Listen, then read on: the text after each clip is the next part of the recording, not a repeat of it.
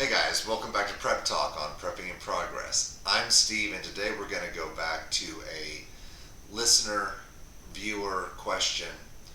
What do we think about prepping becoming mainstream? And we're going to dig into that a little bit deeper than we did before and take a look at some of the encouraging aspects of it and some of the troubling aspects of it. So stay with us.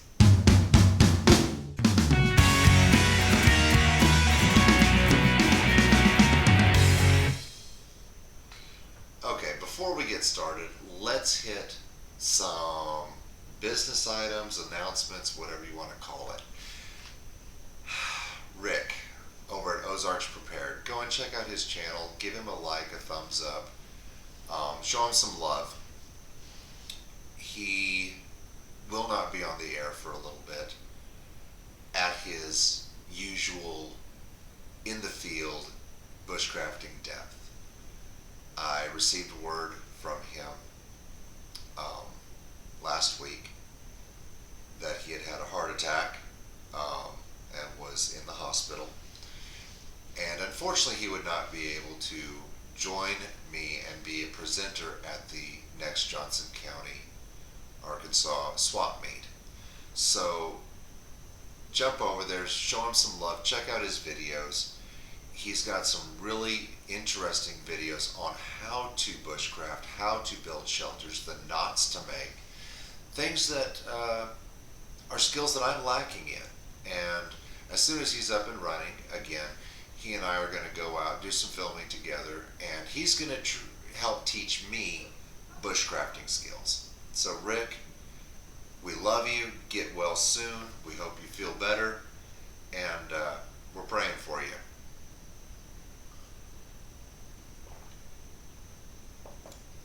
Which brings us to the Johnson County swap meets.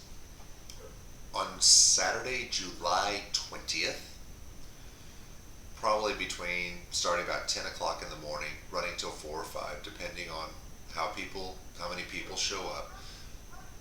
They're having another one. We will have 2 special guests. One plans to speak on water, and we're going to have a blacksmith there who is going to talk about coal forging, not cold forging, coal forging, and the skills that you can, or the things you can make in an event, and if the grid were to go down, things like that. So that is Saturday, July 20th at the River Rock venue just south of Clarksville, Arkansas. And we will post an address and details in the description. Shout outs. I was aware that we had a viewer from the UK. Apparently there's more than one of you. United Kingdom, thank you. Some even bigger surprises. Germany, thank you. Australia, thank you. You guys, I realize that the internet is making the world smaller, but it is still a thrill to see you in our comments and in the analytics, and it's just amazing. Thank you very much. So shout out to the UK, Australia, and Germany. You are fantastic. Thank you for subscribing, guys, and we appreciate you being here. T-shirts.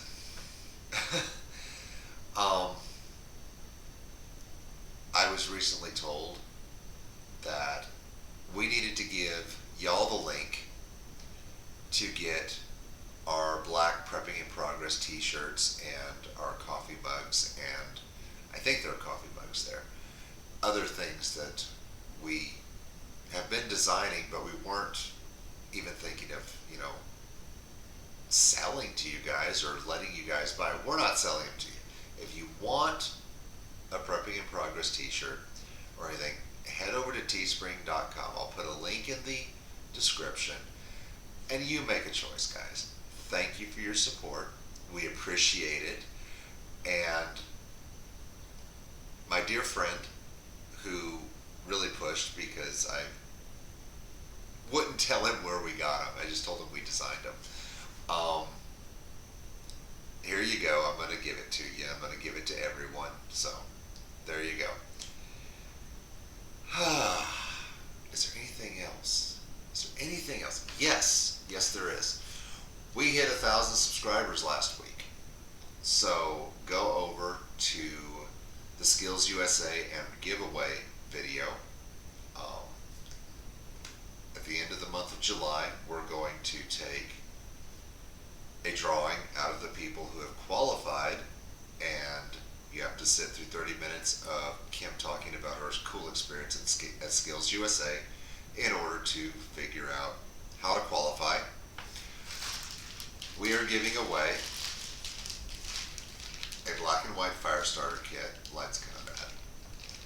It has the mulch for a flint and steel, cotton balls, sawdust that has been rendered, fat wood, the mini Sherpa that is pre-cut. I can't even remember what's in the tin. I think it may be more of this. Matches. It has the everlasting match, and we're throwing in the full-size big Sherpa stick for fire starting. But you have to go over to the Skills USA video. We'll put a link at the end of the video, or maybe up above right here while I'm talking, and go over and get qualified to win that if you haven't already. Now to today's prep talk. Thoughts on prepping becoming mainstream. Wow. Where do we go with this?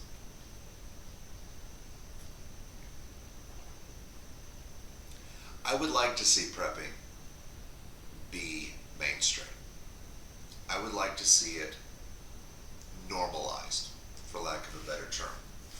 Now, I realize that in order for that to happen, a state of fear would have to be present in the American people.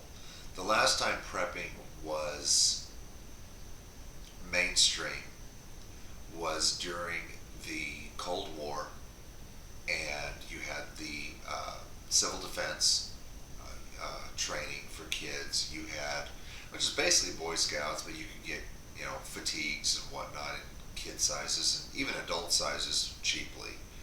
Everyone was being encouraged to have a fallout shelter in the backyard. Pantries were a big thing.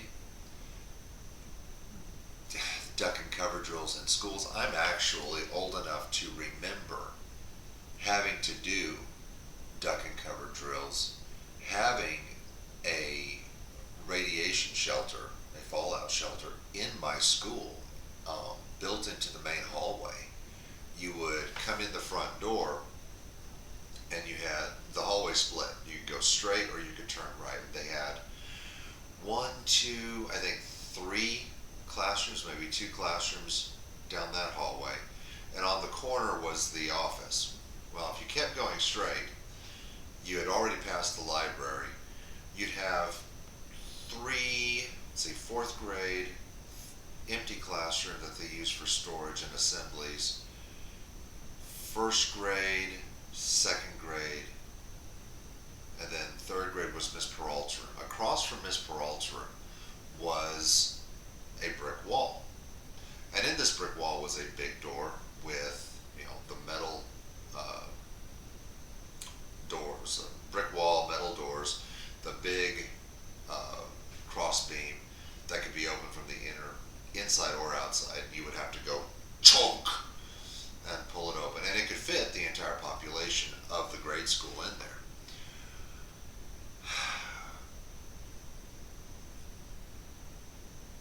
We practiced when the alarm went off, dropping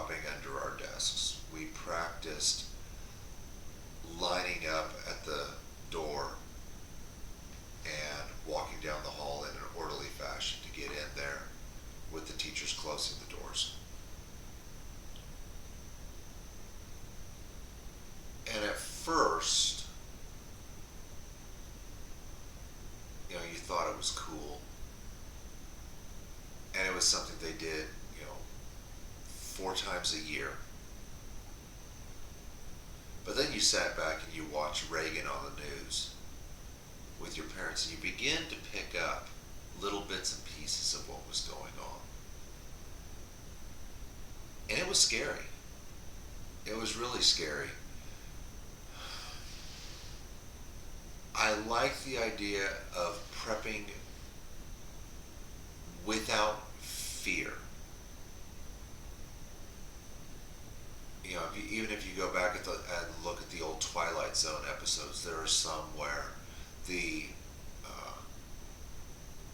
air raid sirens go out and a guy gets his family into the shelter, and then the entire neighborhood tries to get in. And it's actually a study on man and man's reactions to situations.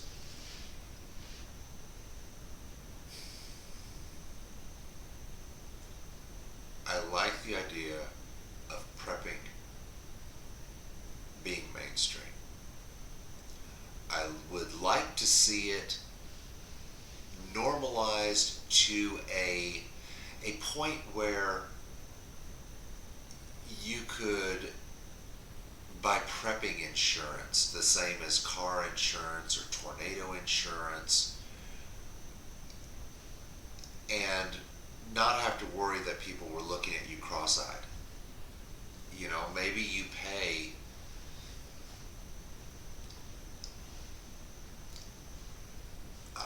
let's go $107 a month,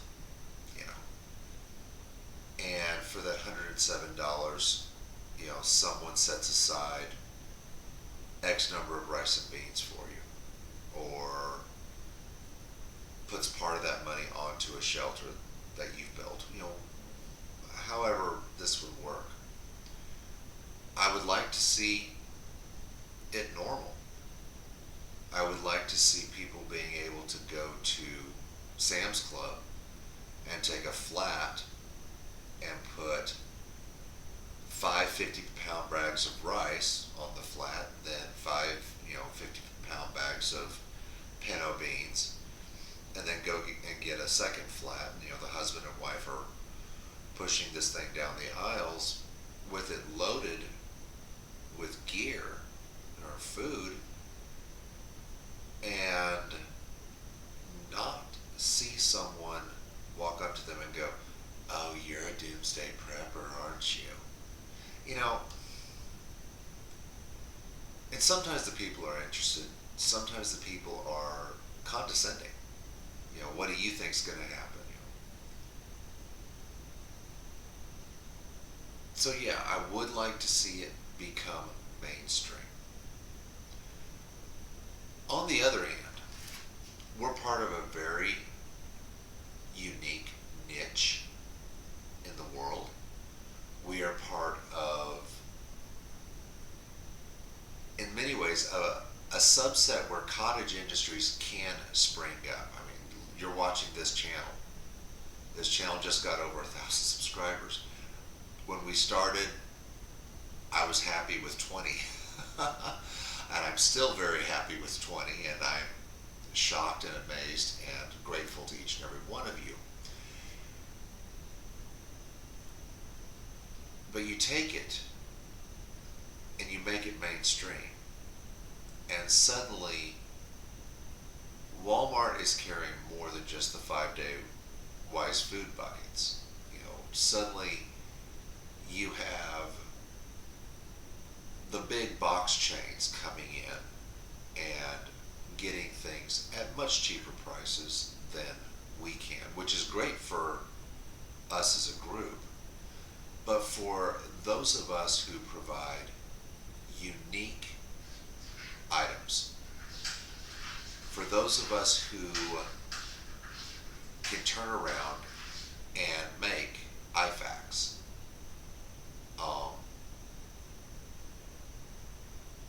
you then turn around and you've got a high quality product at a very fair price. And I'm thinking of the Bear IFAC right now. Bear Independent, and NWA prepper are coming together, and I just blanked on the guy's name who actually does all the sewing on it. But you can take a look at those IFACs on adventurefrontier.com. I was talking to Barrett the other day, and he said, Steve, what people don't realize is I make a grand total of $20 on those things. You know, with all that we put into them, the cap tourniquets, the high end gear that we give the people with these kits, there's a very small profit margin, and I'm sure that a big bulk would eventually be able to outdo on price the little guy. So that becomes the downfall of prepping becoming mainstream. You start getting pushed out. The little guys start getting pushed out. And you look at even the YouTube channels and the Patreon channels. There are very few that are just in it for you. And those are the channels that you need to latch on. You know, the Viking Preparedness, the Bear Independent, the NWA Prepper, Ozarks Prepared. Latch onto those channels. You know, there's Midwest Prepper is interesting. It has some interesting thoughts. Latch onto those types of channels. I'm not going to name the others that I've seen, but I've heard the term doom porn. You know, the guys with the stores of buy my tents and buy my, bug out kits and buy this and buy that.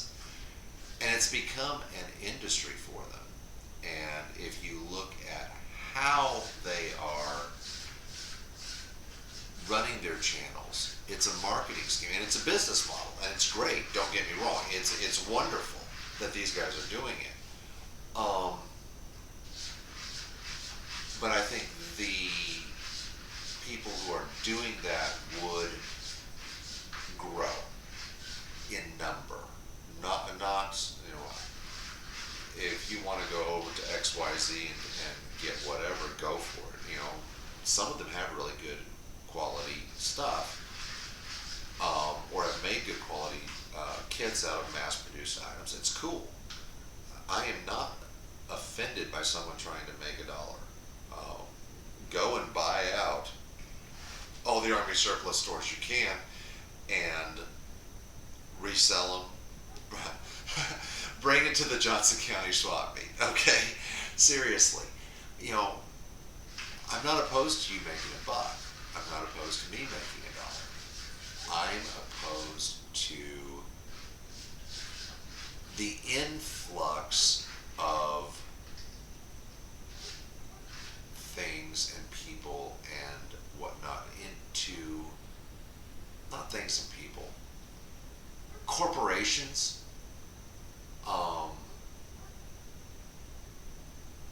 into an industry, into a subculture, a niche, what are we?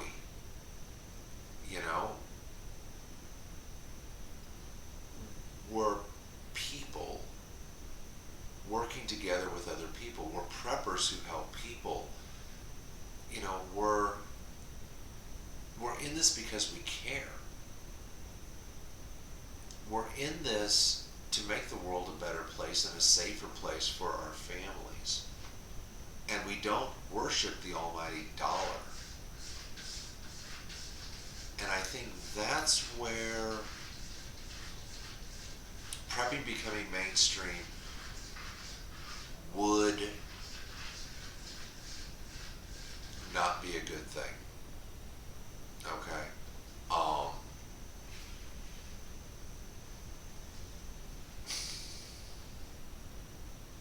So should prepping become mainstream?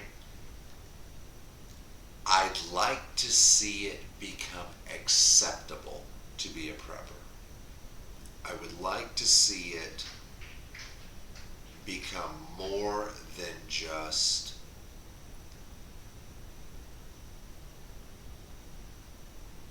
doomsday preppers and the way far out there people being showed going bug-eyed at the end of the world as we know it. Because there is so much more to this lifestyle than the Russians are coming, the North Koreans are coming, Red Dawn is coming, the dollar is going to collapse, and it's going to be the Great Depression. The EMP is going to knock us back to the 1800s. Don't get me wrong, those are all major concerns. So is, will my basement flood tonight? And do I have the capability to take care of my children in that scenario? Do I have the money buried in the backyard or set aside that if the house burns down while the insurance is getting it rebuilt, we have a place to live?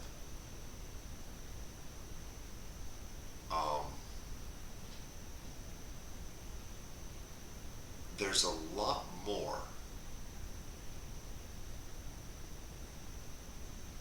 to this than world without rule of law, than surviving a going home, an American book. Don't get me wrong, those are all legitimate things to consider.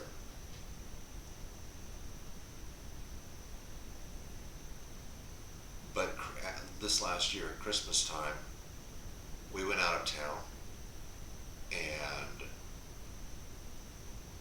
visited my in-laws. When we got back, the refrigerator had iced over in the back. The food in it was ruined. Okay, so all of the ingredients for Christmas dinner were toast, and no one was open. What do you do on Christmas Eve? You're trying to prep Christmas dinner, and all of your fresh foods and everything in the refrigerator is gone. Well, most people would go to the cupboards and out of the 3 days worth of food that they have in the house, pray that they can scrape together something to eat until the stores reopen. We went down to the pantry and said, okay, we can make Christmas dinner and make it rock with powdered milk instead of fresh milk for the mashed potatoes. We have cans of corn.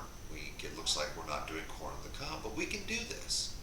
We can even do creamed corn, or a southern dish, fried creamed corn. You know, make it sweet with the sugar that we've got down there. We don't need to buy these things.